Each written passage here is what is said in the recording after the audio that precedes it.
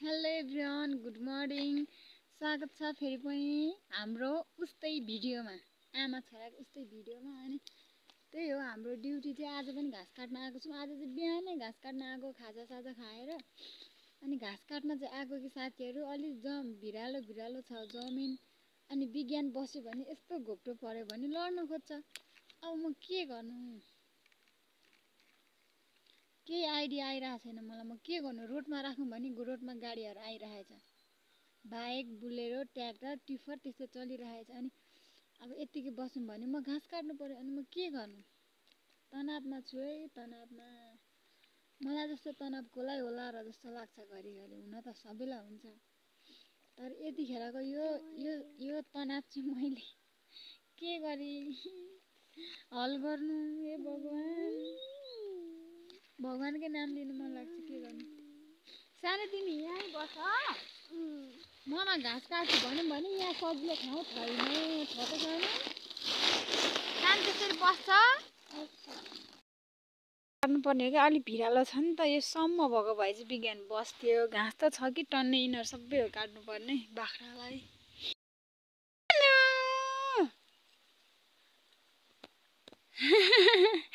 छोडेर नजाऊ भन्दैछ। म चाहिँ उहाँदेखि घाँस काट्दै काट्दै ऊ त्यहाँ राख्दै यहाँ आएको छु। अब चाहिँ यो गुवालो काट्छु, अनि चाहिँ भारी पुग्छ होला। ऊ यस्तो घाँस हुन्छ कि हुँदैन त्यो चाहिँ थाहा छैन, मम्मीलाई सोध्छु। अब यो काट्छु, घाँसको भारी चाहिँ मैले हालिसकेँ।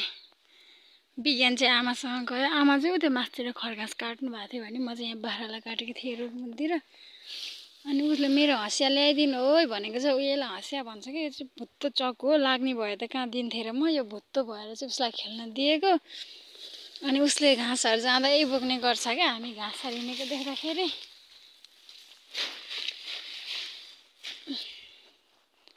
यस्तो छ हालत, मजा लाग्थ्यो खुट्टा ठियाउँछ भनेर।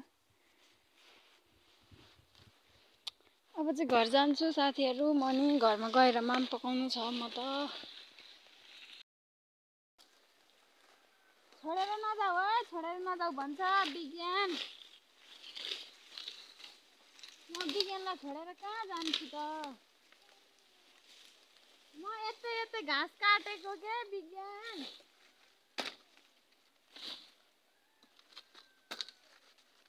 म छोडेर जाँदिन।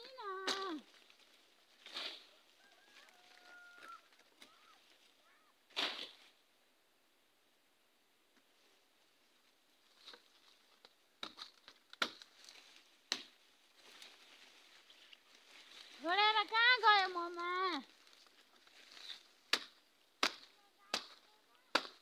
कता कता छोडेर नजाऊ है भन्दैछ विज्ञान। छोडेर नजाऊ है, छोडेर नजाऊ भन्छ। है सानो,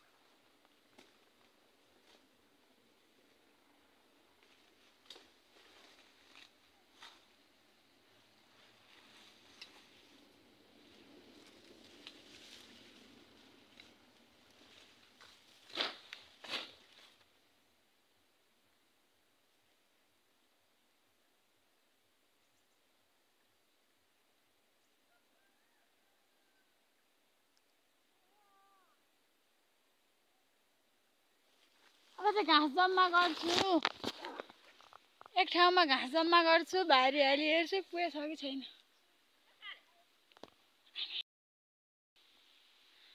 घर गएर आज माम पकाउनु छ। आज दिउँसो सदा त माम पकाएर खाएर आउँथे नि त।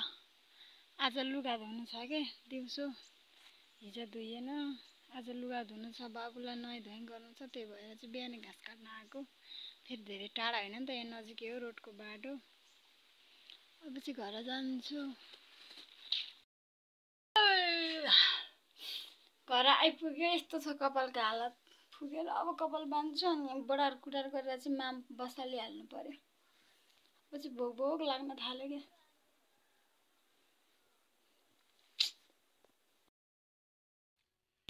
बल्ल बल्ल बिज्ञानलाई चाहिँ सुताएँ। माम चाहिँ पाकिसकेको छ होइन, घाँसबाट आयो अरे। अब तरकारी पकाउन बाँकी छ। बिज्ञान सुत, अब तरकारी पकाइहाल्छु। सुताएर यहाँ भर्खर आगो फुकेर कराई मात्र बसालेको, फेरि बिज्ञान उठिसक्यो। के गर्नु क्या। म खान्छु ल एक चम्चा चाहिँ। यो धेरै खानु हुँदैन नि, फेरि दिनको एक चम्चा। मैले चाहिँ यो उयोसँगै राखेको थिएँ क्या, चाकासँगै, अनि पुरै मह झरिसक्यो।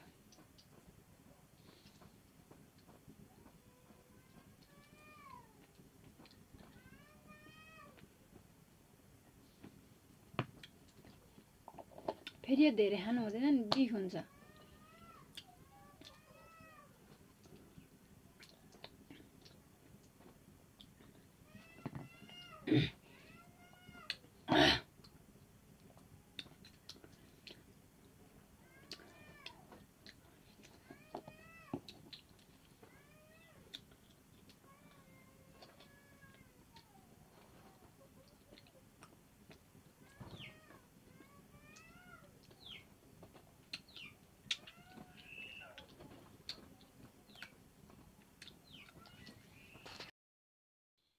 कति धेरै दिएको? 2 भयो, सानो खाऊ। पानी खेल्छ त नुहाइदिन्छु है म त बिज्ञान। फेरि विचार गर। खानासाना खाएर भाँडा धोएर कपडा धोएर बसेँ। अब चाहिँ कपाल कोर्न बाँकी। यो चाहिँ सुन्तला। सुन्तला त खानै हो।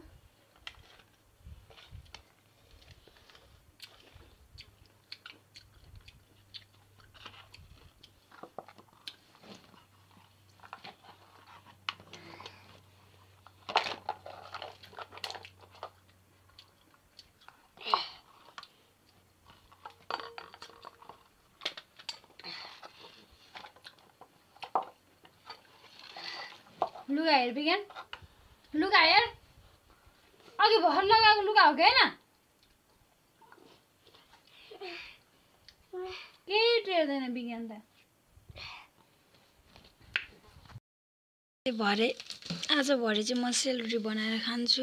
कति भात खानु, सेलरोटी बनाएर खाने। आखिर चामल छँदैछ, तेल पनि छँदैछ भनेर चाहिँ सेलरोटी बनाएर खाने भनेर चामल भिजाएर राखेको छु। अब गोठालो जाने बेला नहुन्जेलसम्म चाहिँ म भिजाउँछु, त्यसपछि चाहिँ तारी राख्छु। कपाल पनि यस्तो छ हौ।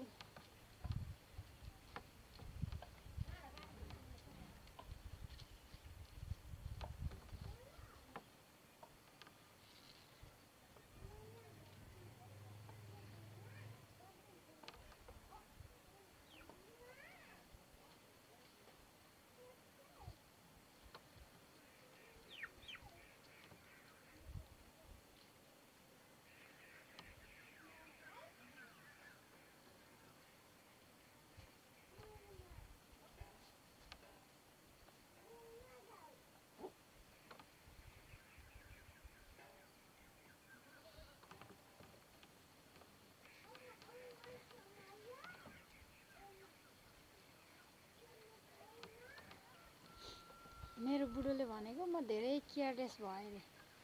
न त कपालको केयर गर्छु रे, न त फेसको, न त कपडा लगाएको। मेरो कपडा लगाइ यस्तै हो, कुर्ता सुरुवाल, टी सर्ट अलाबिन पनि हिप छोप्री टाइपको। अनि मेरो बुढोलाई चाहिँ कहिलेकाहीँ यस्तो लाग्छ अरे कि कतै जाँदा भेषपाट लाएर गइदियोस्, राम्ररी भएर बसिदियोस् भन्नुहुन्छ। टाइमै मिल्दैन राम्ररी हुनलाई। कसरी राम्ररी भएर बस्ने हो र? अनि राम्ररी भएर बस्नको लागि त सामान किन्नलाई बजार पनि लग्नु पर्यो नि त बुढोले होइन। लाउँथे पहिला त म सनस्क्रिनहरू अहिले लगाएन नलगाएर पुरै पोतो पोतो निस्किहाल्यो हल्का यो घामले गरिकन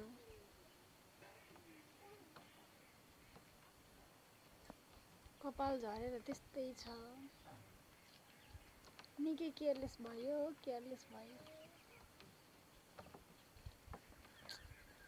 कपाल कोर्छु अब चाहिँ गोठाला जाने बेला भयो साथीहरू 2 बज्न लाग्यो फेरि म चाहिँ खाँदैछु खाना त्यति साह्रो खानु मन लागेन क्या आजभोलि के खाऊ हुन्छ अनि खाली पेटमा चाहिँ धेरै खानु हुँदैन यो हैन अनि बिहान लड्यो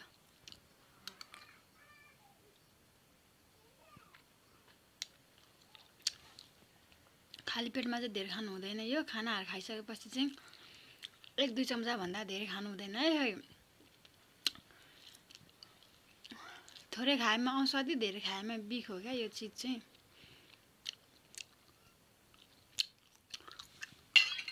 मेरो अनुहार यस्तो छ साच्चै केयरलेसै भछु के म तिमी भन्दा बुढी मान्छेहरु कस्तो भएर हुन्छ तिमी चाहिँ किन यस्तो भन्नुहुन्छ कि मेरो बुढा अब किन यस्तो मलाई थाहा छैन त्यही भन्दै आजको लागि चाहिँ यति नै अब धेरै भिडियो गर्दिन म त्यस्तो खासै केही हुँदैन यस्तै हो मेरो भिडियो भनेको जहिले डेली आजको लागि चाहिँ यति नै साथीहरु यदि च्यानलमा नयाँ आउनु भएको छ भने सब्स्क्राइब गर्न चाहिँ नभुल्नु होला हजुरहरुले सब्स्क्राइब गर्नुभयो भने म पनि यताबाट हजुरहरुलाई ब्याक दिने छु अवश्य हजुरहरुले सब्स्क्राइब गरेको नगरेको थाहा हुन्छ नि त यहाँ आउँछ नि त मोबाइलमा देखाउँछ अनि हजुरहरुले मलाई सब्स्क्राइब गर्नुभयो भने म पनि हजुरहरुलाई ब्याक दिने छु अवश्य